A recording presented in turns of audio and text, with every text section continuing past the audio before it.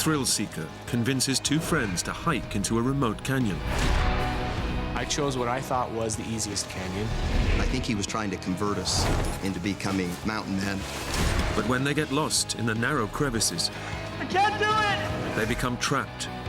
This is madness. I got them into this. I need to get us out of it. Now, the only way out is up. I'm gonna climb out. It felt like he made it. It's just a wave of fear that rushes over me. It's something that I'll never forget.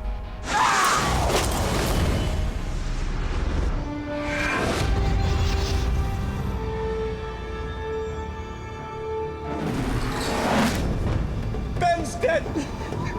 Scared.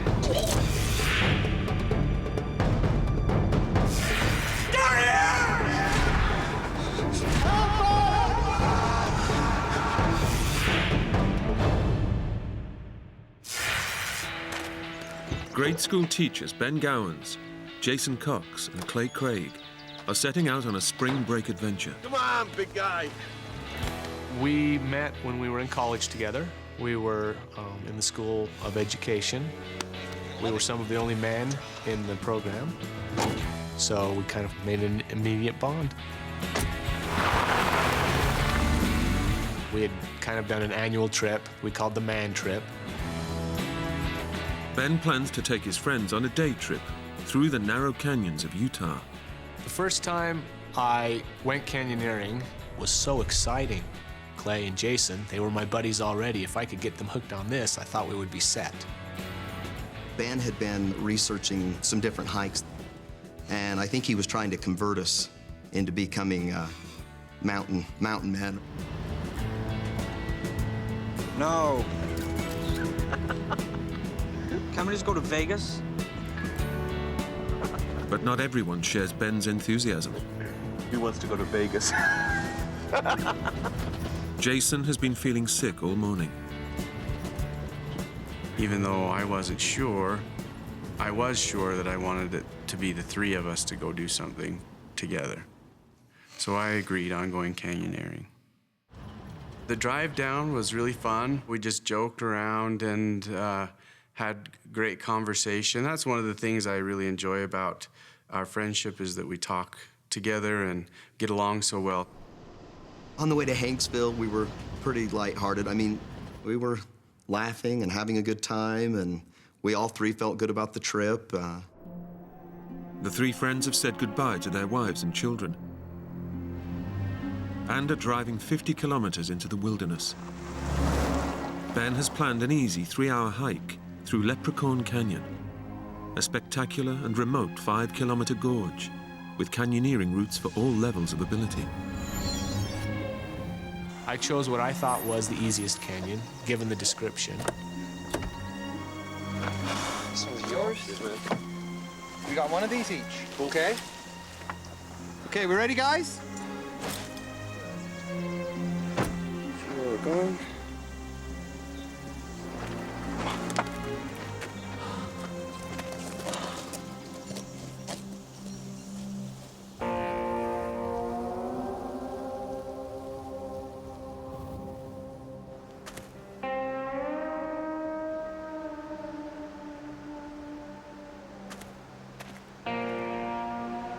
See what I mean? But the beautiful scenery is the last thing on Jason's mind. Where's Jay? Jay! Come on, Jay, move your butt. You want to go back to the car? No, it's okay. I'm coming. Okay. Come on, man up.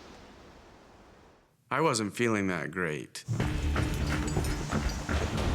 I was just really sick, not feeling well at all. And they were saying, you can go back to the car if you'd like. It'll only be a few hours. Jason kept saying, I'm okay, I'm all right. So we kept going. You know, I think in the back of my mind, I was hoping that Jason would say, I can't do this, let's turn around and go back. And there were two things going on in my mind at that time. I'm not a quitter, so I didn't want to give up on it.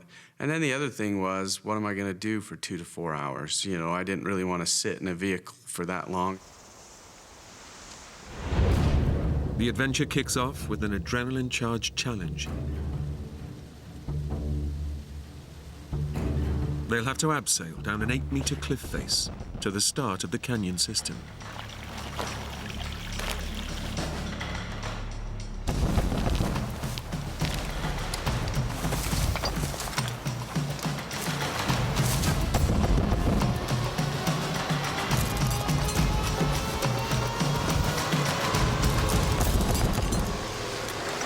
I'm not sure about this, guys. Come on. Jay, you can do it. You're okay, you're okay. No, that's it. Come on.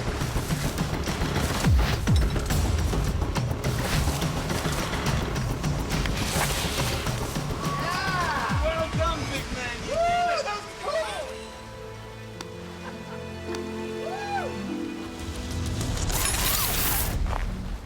Ben has chosen a circular route through the canyons and back to their vehicle. There's no way they could climb back up the way they came. It was probably a 25-foot drop. Once we went over that point, there really was no option of going back up the canyon.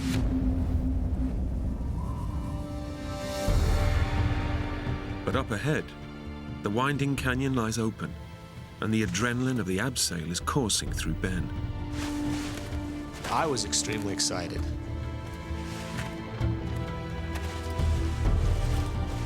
I was in heaven. I was having the time of my life. Ben and his friends find themselves in an awe-inspiring and surreal landscape.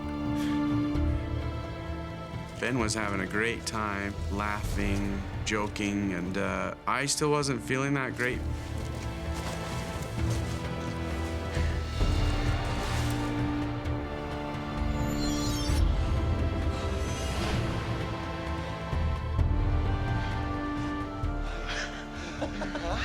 I told you it was awesome.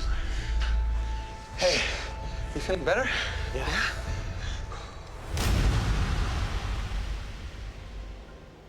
Beautiful, beautiful red rock. It's smooth.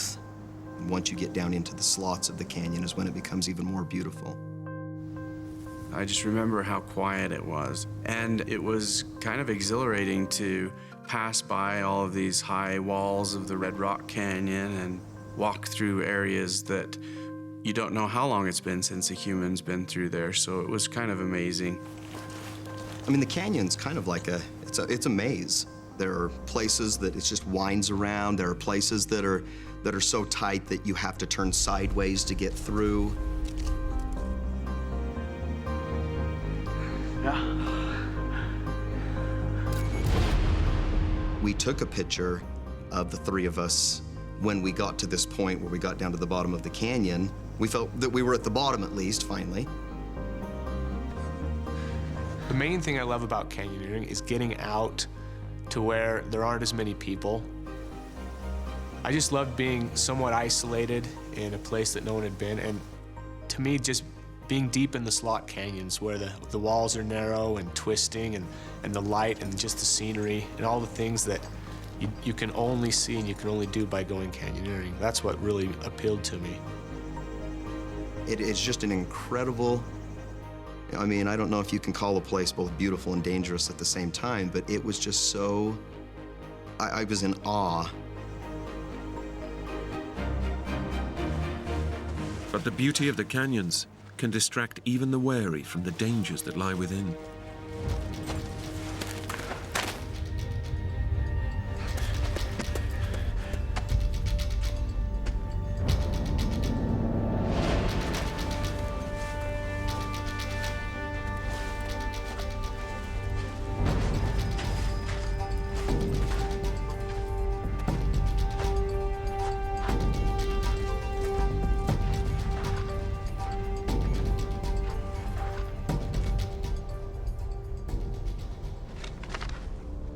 The canyon offers a variety of routes, from the very easy to the virtually impossible.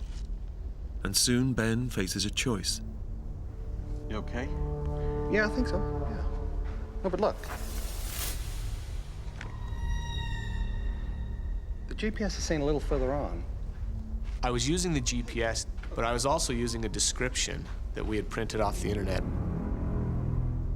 It talked about a shallow down climb that led into the bottom of the sandy canyon. The GPS said we needed to go 90 feet farther, but what I was seeing right in front of me was exactly like the description. Yeah. So having never used the GPS before, I thought that I knew better. So I thought, this matches the description. I'm going to go down here. Okay. Come on. The friends have made a critical error. By ignoring the GPS, they've missed their trail. They're now entering the canyon's most technically difficult route. Once we started down the canyon, the walls started to climb and get higher and closer and closer. And for me, it was exactly what I'd hoped for. It was exciting. I was in heaven. I was having the time of my life. Come on, Jay! Jay! Come on! Guys, wait for me!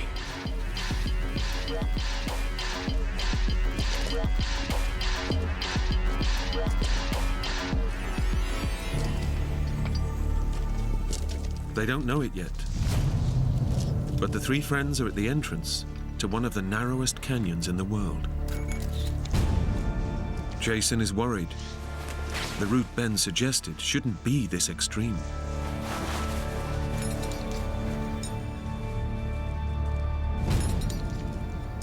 I continued to enjoy it as we got deeper down into the slot, and it got darker, and in some places we couldn't even see the sky.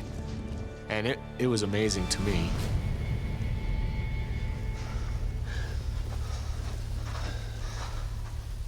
The canyon got narrower and narrower. Hey, Ben. Yeah? I started to get nervous about whether or not we'd chosen the right spot. Look, we get through here, and then we're back on the wider path, okay? Come on.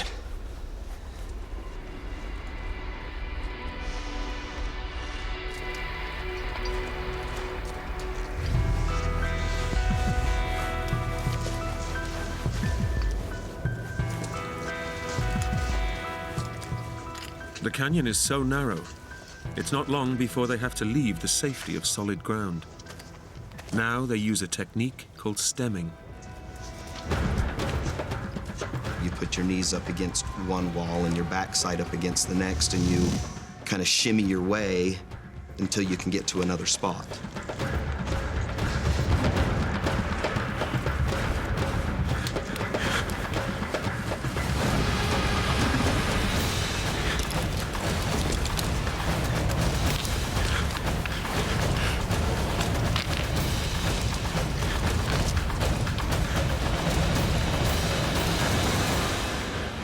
I was rather in my own world. Okay, guys? This is killing me, Ben! This is what we came for! You never said it'd be this narrow. That's when I remember them starting to voice concern. It was after that it started to occur to me that this isn't quite exactly what the description explained. I could tell that Clay and Jason they weren't ready for it. It was too much. The higher above the canyon floor they get, the more nervous Jason becomes. I was worn out. I was getting banged up. My knees were hurting. My hands were sore. And the farther we went, the more and more exhausted I was getting. The canyon now bears no resemblance to the description. Ben accepts, for the first time, that he's made a massive navigational mistake. I would just have this wave of guilt come over me, like, oh, what have I done? Instead of the planned beginner's route, Ben has led them into the toughest grade canyon, with no experience and little equipment. Ben, this is madness. I'd planned the trip. This was my doing. And I was feeling an urgency to get out now. The pleasure of the canyon was gone. What now, Ben? Ben doesn't want to scare his friends. He decides they should press on. Once we got to the point where I knew we had to get out, down canyon, to me, was the only option. Because looking at the walls of the canyon, they were straight up. Okay, let's just keep going a little longer, okay? Come on.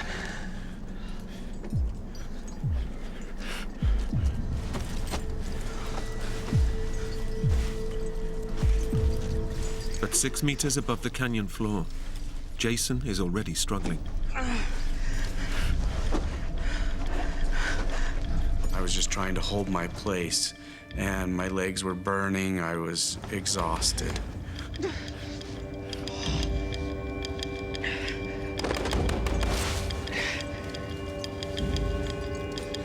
I can't do it! I can't move! I think I'm slipping!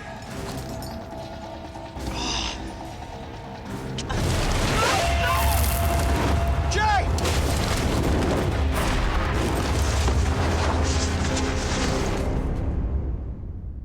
Jay, you okay?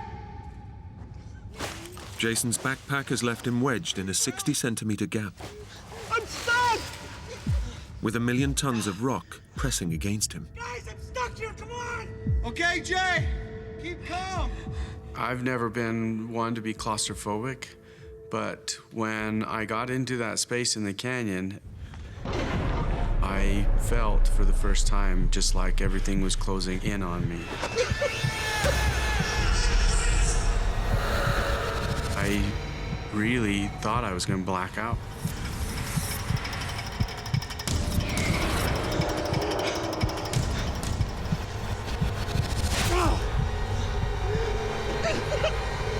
Help me!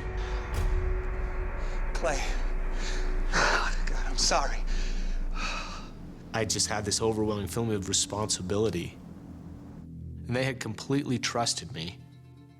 And I had let them down. It was through my mistakes, my navigational errors, we were in the situation we were in. You gotta get me out of here, Ben! Do something, guys! I got them into this, I need to get us out of it. Jason is trapped far below his two friends. Through Ben's mistakes, they're on the toughest route in the canyon, with no idea what lies ahead. And with no climbing equipment, the overhang that provided a fun abseil on the way in now poses an impossible obstacle to a way out. Jay! Hold on! I'm gonna think of something.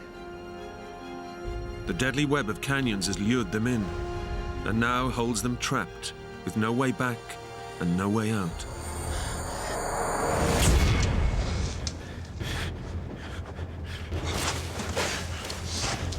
Ben, the group leader, presses on in search of a way out up ahead.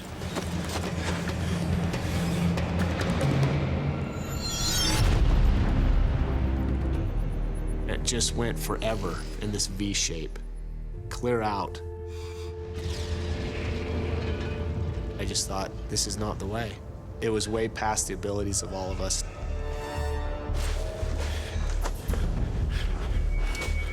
He returns with bad news. We can't go that way. It's even narrower. Come on, Ben, it's freaking me out!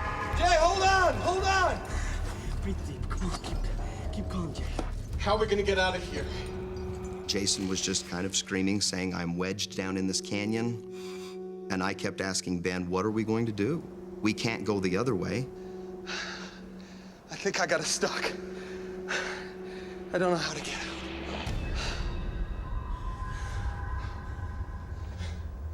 I had 100% trust in Ben. And I remember the time that Ben said to me, I don't know what to do. And that scared me to death. Ben has led his friends into a trap.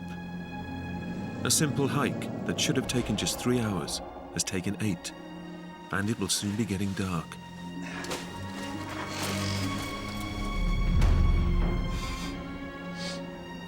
I I decided we can't continue this way. Jason's stuck already. He's exhausted. Clay is not happy either. We've got to do something else. I'm gonna climb out. If I could just climb to the top of the canyon, just to the lip, I can drop a rope down to them. I will come back down and I'll help us get out, and then we'll walk out on top of the plateau. Are you crazy? No, I think I can do it. I couldn't have lived with myself if we didn't all get out. Jay! It's okay, buddy, I got it. I'm gonna climb out. We're gonna set up a rope. I'm gonna get you out, okay? Ben felt a lot of pressure to get us out. A part of me thought, should I talk him out of it? But a part of me thought, no, I trust Ben. I can do it. When it came to this sort of thing, Ben was the man. I mean, he had done this before.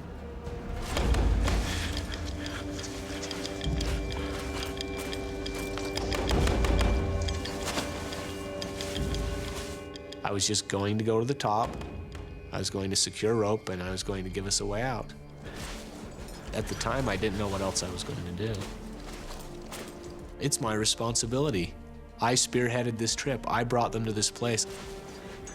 That was the whole reason I decided to free climb a 70-foot cliff. Ben is a novice, attempting an ascent that would challenge the most experienced climber. Way to go, Ben! But he's powered by a potent cocktail of guilt, adrenaline, and sheer determination. God, he was doing good. I just kept thinking, come on. I felt like he was going to make it. He was going up the side of the wall very quickly. I was quite surprised at how fast he was able to make it that high.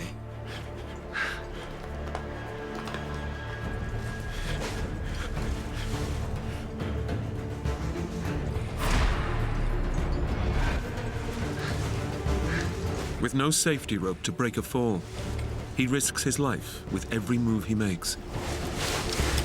You're doing great, Ben. Keep going. I was just praying that he would make it to the top, and he got pretty far up. I mean, he was high. He was really high. I love you, Clay!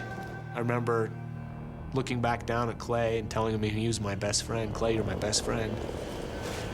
You're almost there, buddy. As I'm making progress, finding it a little more frightening to be higher and higher above the canyon floor. That's it, pal.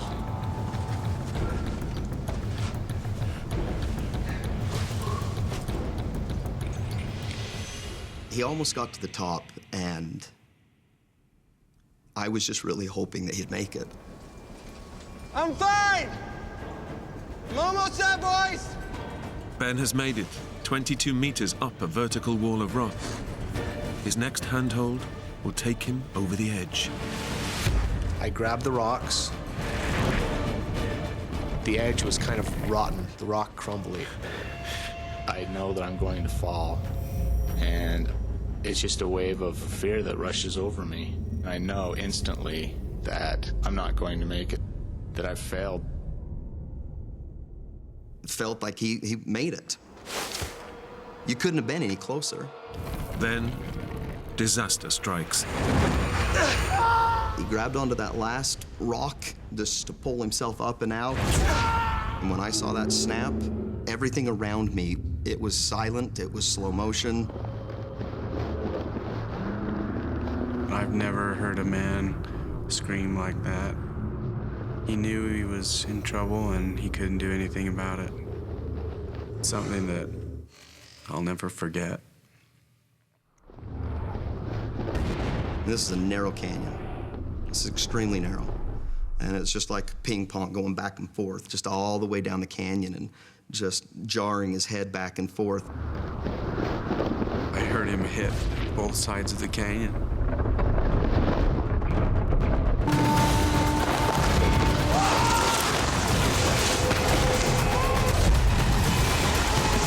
Then a large thud when he hit the bottom of the canyon.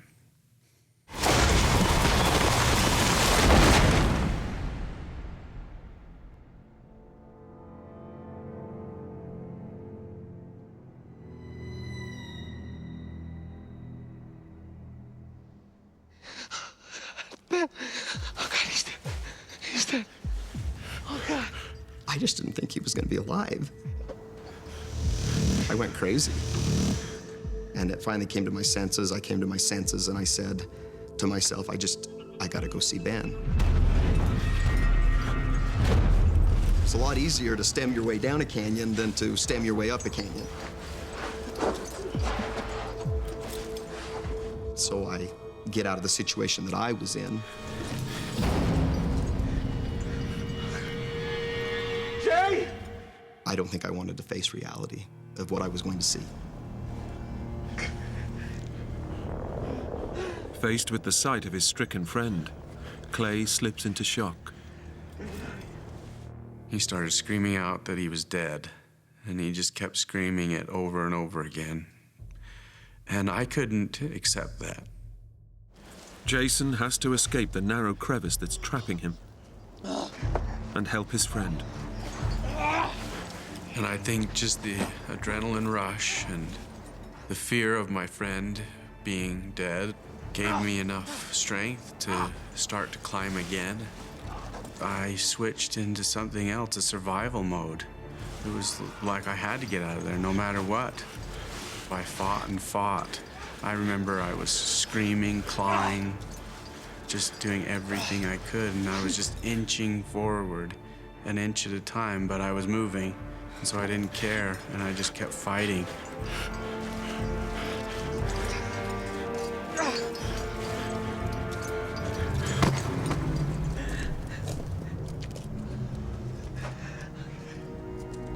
I was so grateful that Jason got out.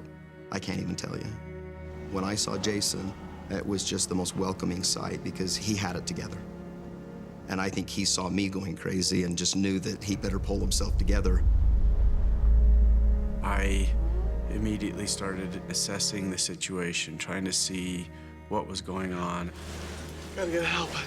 I was going to have to be very calm and try to help Clay and Ben. I felt a great weight fall on my shoulders. His head had hit a sandy area about 2 feet away from that boulder. He was bleeding from his mouth, his nose, his eyes, and his ears. All the signs indicate that Ben has suffered a major cranial injury. Jason might be too late to save his friend.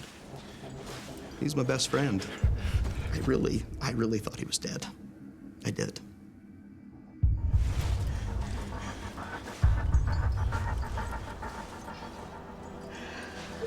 Clay's not dead. He was breathing. It's a miracle he's alive after the 22-meter fall. So I started to check him over for broken bones and injuries. I felt his ribs, and they felt broken. I immediately knew that he had a very severe head injury. His scalp on the back of his head was peeled up, and he was bleeding from different areas. Oh, God. The impact has violently shaken Ben's brain within his skull. The blood vessels in his head have burst. As blood accumulates, it puts pressure on the brain that could prove fatal. The friends were only meant to be out for a leisurely hike. What's this? Bug spray? Band-aids? Damn, there's nothing here! They're prepared for minor cuts, but not a traumatic injury. Just looking at Ben, I couldn't believe that I was in this situation. And Ben can't be lying there spitting up green bile and bleeding, and this isn't real. It was not really happening. We gotta get out. Clay switched again into a panic. I gotta get out. Gotta get help. I went crazy. I think I went into shock. I kept thinking, I'm gonna save the day, and so I tried to climb my way out, too. That was one of the most desperate moments I've ever faced. I kept telling him we needed to just stay together and pool our resources and be able to talk it over together. Sorry, Jay. I can't do this.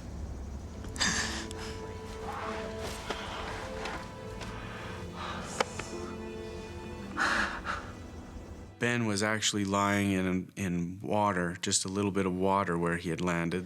Because it was so cold and I knew we were going to end up spending the night, I talked Clay into helping me move him to a place that was dry, where his head was elevated, and we could watch him really closely as it got darker.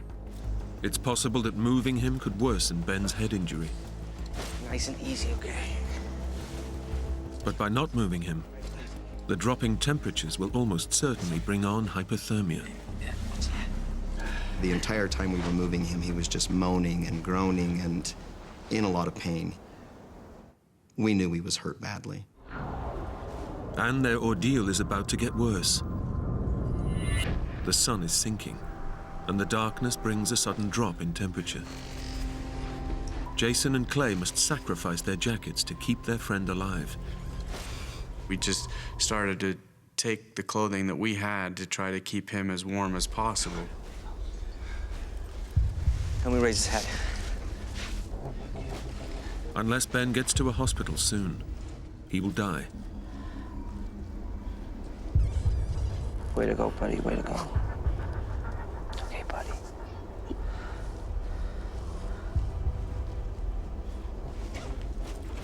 Jason and Clay take stock. They have to find a way to save their friend.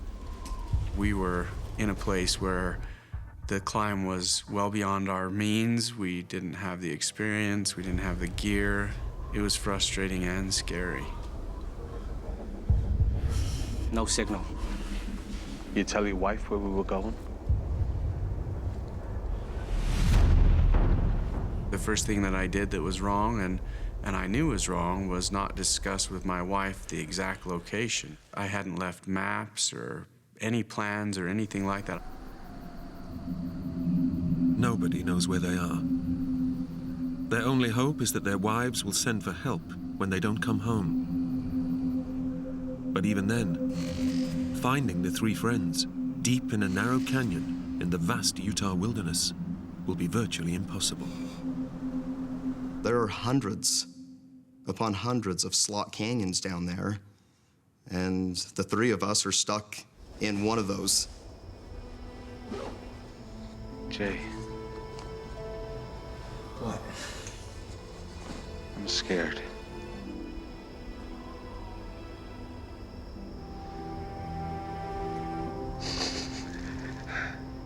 I was scared for Jason. I was scared for me, obviously, that I couldn't get out. My number one fear was Ben. Ben is slipping in and out of a semi-conscious state. Their day trip adventure has become a desperate struggle for survival. He's in a bad way, Jay. How are we gonna get him out of here? He's not dead. You hear me? He's not dead. Anybody? The night was probably the thing that I dreaded the very most because I knew the temperature would drop. Darkness has fallen. The temperature plummets below freezing, and Jason and Clay huddle together for warmth. They've already given their jackets to Ben to keep him alive. This is the first time in my life that I'd ever been so cold that I couldn't stop my teeth from chattering. I kept thinking, I just can't wait till this ends. It's gotta end, because it was so miserable. It is so dark down there. It was cold. It was a bone-chilling cold. And as the temperature drops even further, the weather worsens. Jason.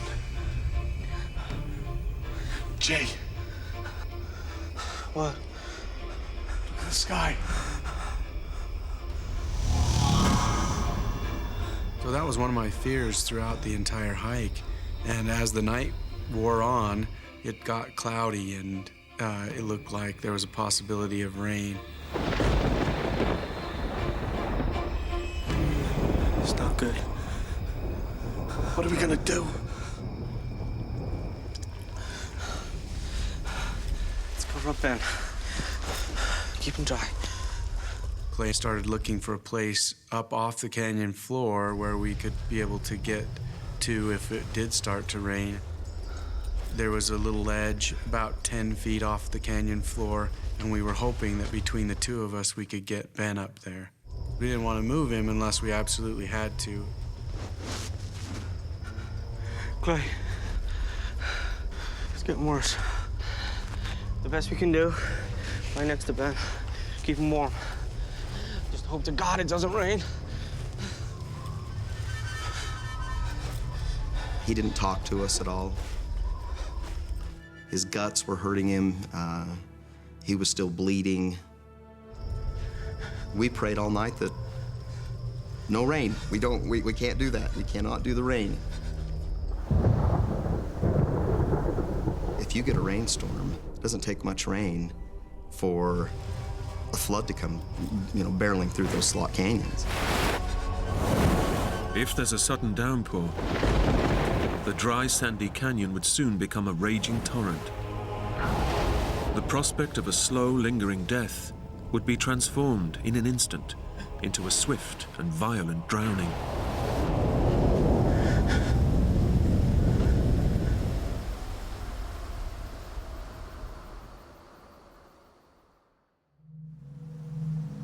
The sun rises.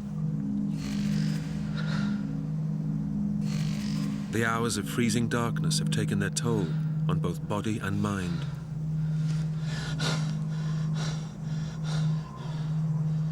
And the new day brings no relief.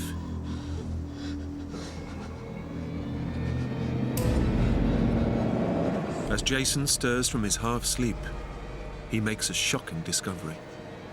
With the pressure of his head, the water bladder actually popped open in the night and started leaking.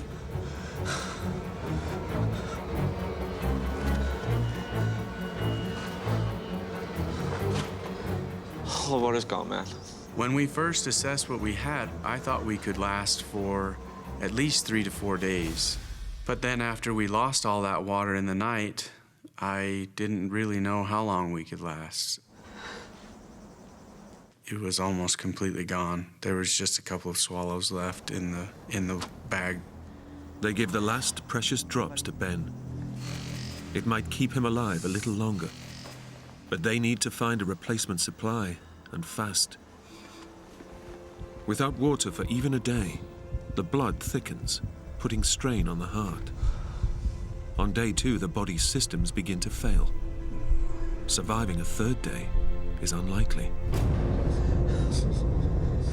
They urgently need help, but trapped 22 meters below the surface, any rescue will have to come from above.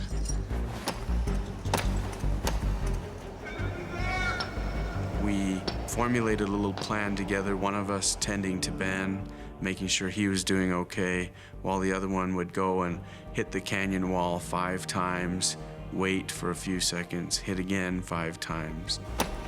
Help us! Is anybody there? We did that all day, back and forth. Can you hear us?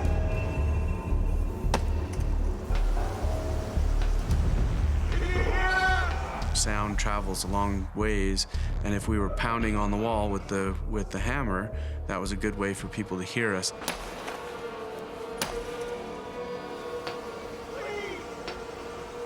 But they're in the middle of nowhere, swallowed up by thousands of kilometers of uninhabited wilderness.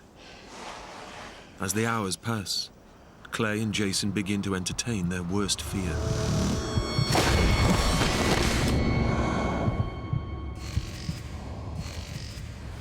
Unless help comes soon, their friend might never recover. He may be alive, but I didn't know what state of mind he would be coming out. I didn't know if he would be the same Ben that would be able to teach school and, go on hikes again. I thought my buddy was gone.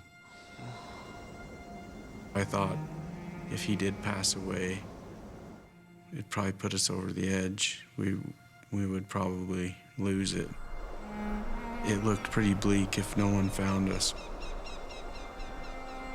A whole day spent hammering on the wall of the canyon has brought no help at all. And as darkness falls, the temperature plunges once again. I looked over at Jason and I just told him, I don't know if I can do another night. I had a wife at home. She was 2 months pregnant. I had 3 little boys at home. I just started teaching school. I felt like life was so good, you know, and I thought I'm giving it all up. I thought about having my kids being raised without a dad. Those were the moments that were tough for me. Did a lot of praying. It was me just really trying to send some type of a signal to my wife that we were in trouble. I knew she would know that there was something wrong.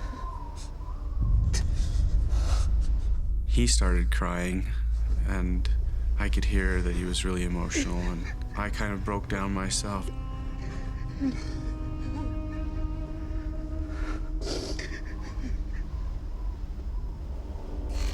Their lives are nearing their end.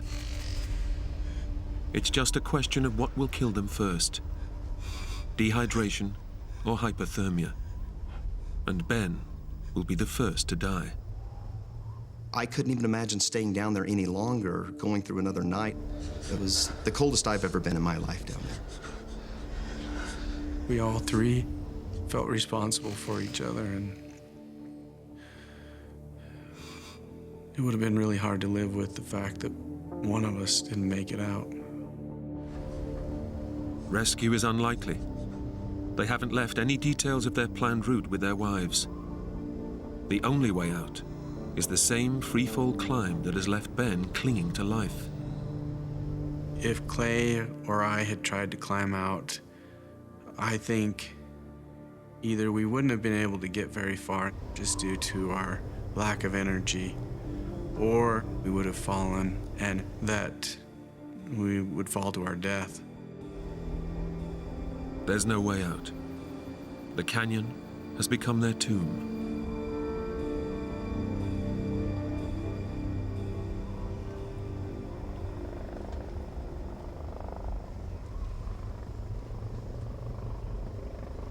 And at first, I didn't believe it. We heard helicopters initially flying overhead, and we couldn't see them because the gap above us was so narrow, but we could hear them.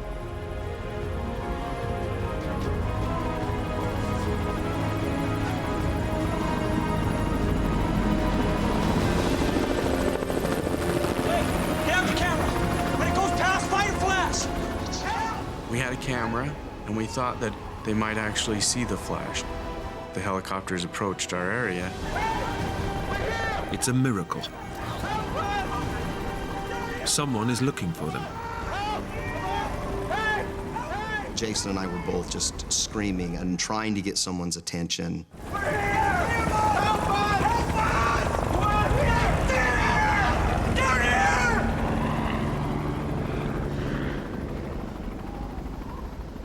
It's the cruelest twist yet. A search and rescue helicopter has passed within meters of the top of their canyon. But 22 meters below the surface, they're virtually invisible.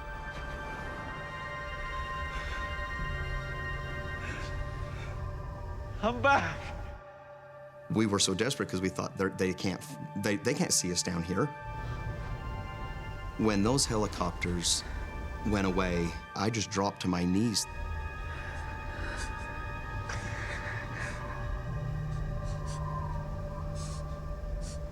It was so quiet. I just remember how quiet it was. It's something that I'll never forget.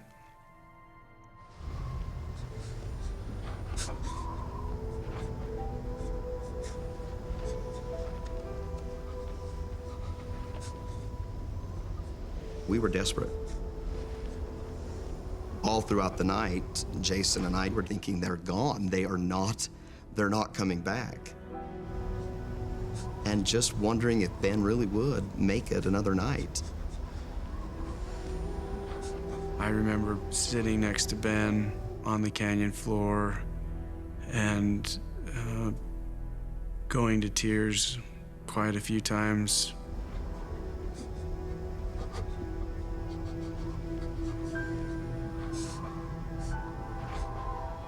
I thought my buddy was gone.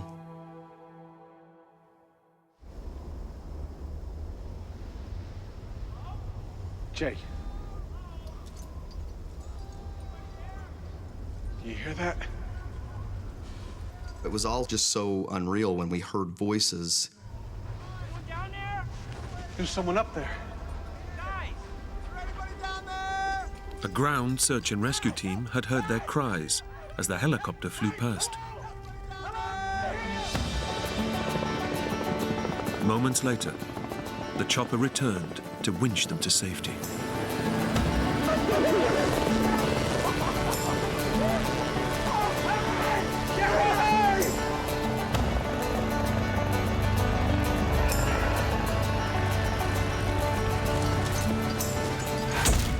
"30 hours after falling 22 meters to the canyon floor, Ben was airlifted to safety. The wives of the three friends had raised the alarm when they didn't hear from their husbands. By checking the internet research Ben had done on the canyons, his wife managed to locate the area they were in. While his friends quickly recovered, Ben was in rehabilitation for months. He had severe head injuries, broken ribs, and a burst eardrum. But eventually, he made a complete recovery. I remember starting to climb up to save us. I was going to climb to the top. I remember brushing the dirt out of the cracks. The next thing I remember was waking up in a hospital bed at the University of Utah hospital. Despite their traumatic ordeal, the three remained best friends. I shouldn't be alive. I should have died in the canyon. Jason and Clay did save my life. They were there when I needed them, despite my stupid mistakes. I still love the outdoors, and we still go on man trips. We go hiking. We don't go to slot canyons anymore. We still get together every month and go to dinner, and I still feel like they're my best friends. They're my brothers. Doesn't matter what happens in life, we're still really close, and I think we always will be.